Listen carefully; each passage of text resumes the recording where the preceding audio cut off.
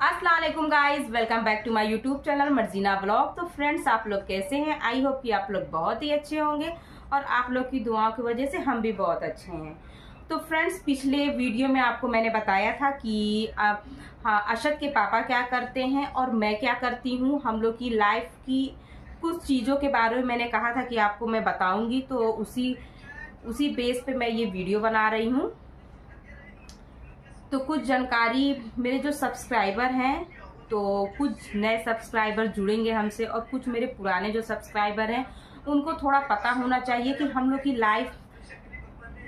Life जो है और लाइफ में हम लोग करते क्या हैं।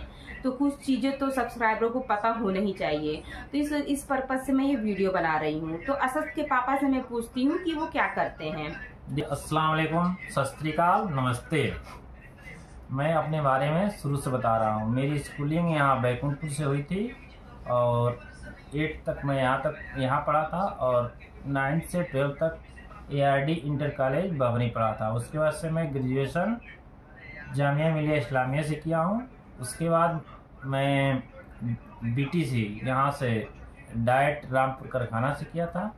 उसके बाद मेरी गवर्नमेंट में नौकरी लग गई, जो मैं इस टाइम गवर्नमेंट टीचर हूँ और बेसिक में हूँ।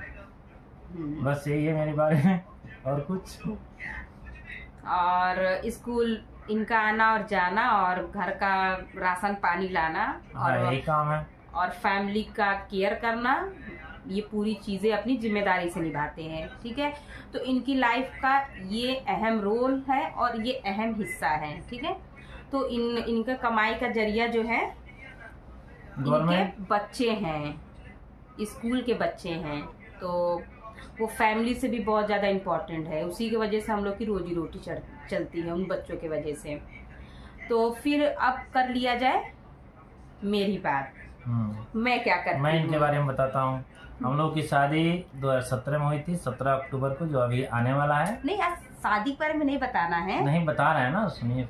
आज उसके बाद से ये आई थी जब, तो ग्रेजुएशन कर रही थी, लगभग BSc थर्ड ईयर में थी।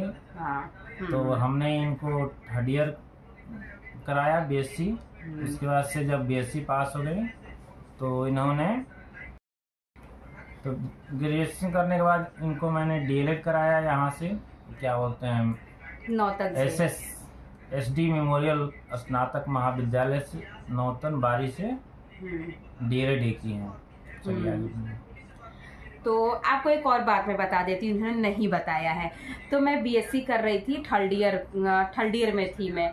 तो थर्ड ईयर में पढ़ रही थी, तो मैं 1 साल फेल हो गई थी। ठीक है, थर्ड ईयर में मेरी शादी हो चुकी थी। तो उसके बाद मैं पेपर देने गई थी, तो बैक लग गया था, फेल हो गई थी मैं। तो फिर मेरा थोड़ा सा मन उदास हो गया कि अब क्या करें यार, अब तो फेल ही हो गए, अब तो मतलब पढ़ाई बंद हो जाएगी। तो क्या हुआ कि इन्होंने फिर कहा कि नहीं, पढ़ाई बंद नहीं करनी है। एक बार इंसान फेल हो जाता है, इसका मतलब ये थोड़ी नहीं होता है कि पढ़ाई को छोड़ दिया जाए।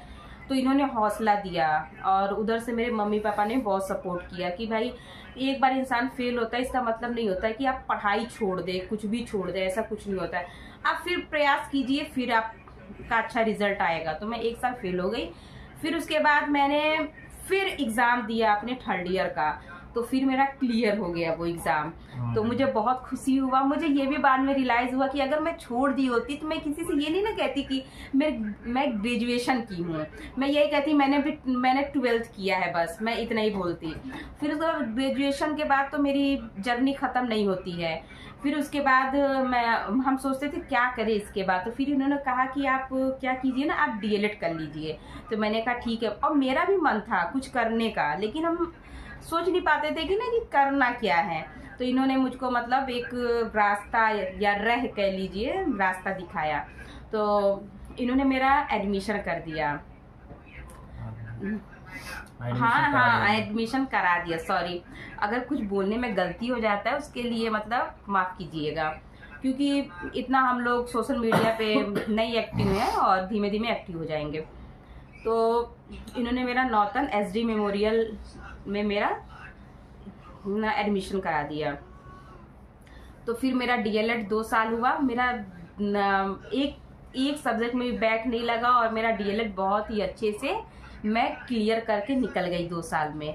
फिर उसके बाद यूपी टेट का पेपर आया, तो यूपी टेट का पेपर मैंने 2019 में दिया था, जो कि मेरा क्लियर नहीं हो पाया था और उसमें मेरे 75 ही नंबर आए थे सिर्फ। तो फिर थोड़ा सा तो वो वही था फिर, लेकिन उसके बाद फिर यूपी टेट अभी तक नहीं आया है। उसी के प्रयास में लगे हुए हैं कि हमारा यूपी टेट का पेपर आए और मेरा यूपी टेट क्लियर हो जाए, मैं फिर सुपर टेट का पेपर दूं। और जब मैं सुपर टेट का पेपर क्लियर हो जाए तो मैं अपने हस्बैंड जैसे ही शिक्षक मास्टर बनूं मैं।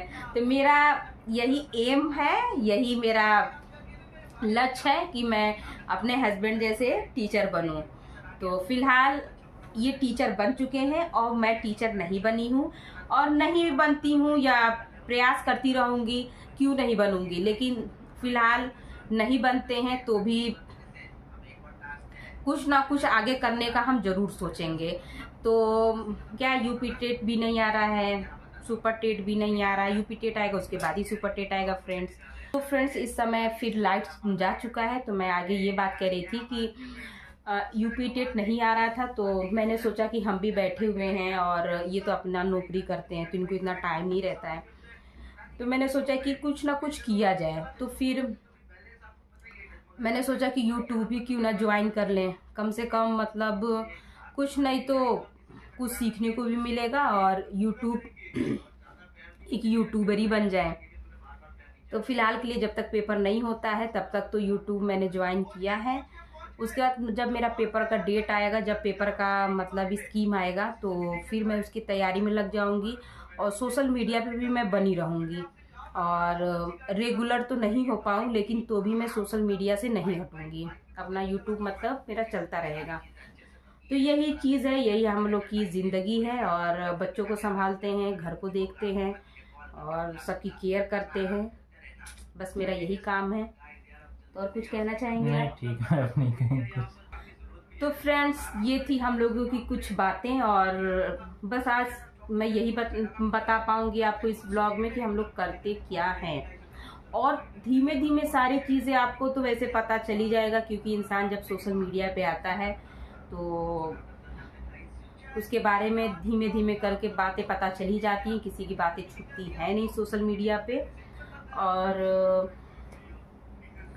अब मिलते हैं आपको अगले व्लॉग में, और हमारा वीडियो आपको अच्छा लगा हो और हम लोग की बातें आपको अच्छी लगी हों तो हम लोग के वीडियो को लाइक, शेयर, कमेंट, सब्सक्राइब ज़रूर कीजिएगा।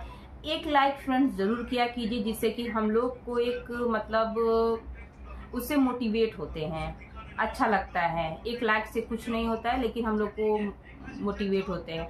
और आपके एक कमेंट, इस पे आप कमेंट भी कर सकते हैं। कोई सवाल आपको पूछना हो हम लोगों से, हम लोग के बारे में पूछना हो, तो आप हम लोग से पूछ सकते हैं, उसका हम लोग रिप्लाई जरूर देंगे। तो इसी के साथ लेते हैं वीडियो से अलविदा। मिलते हैं आपको अगले व्लॉग में। अब तक के लिए अल्लाह हाफिज। अल्लाह हाफिज, खुदा हाफिज।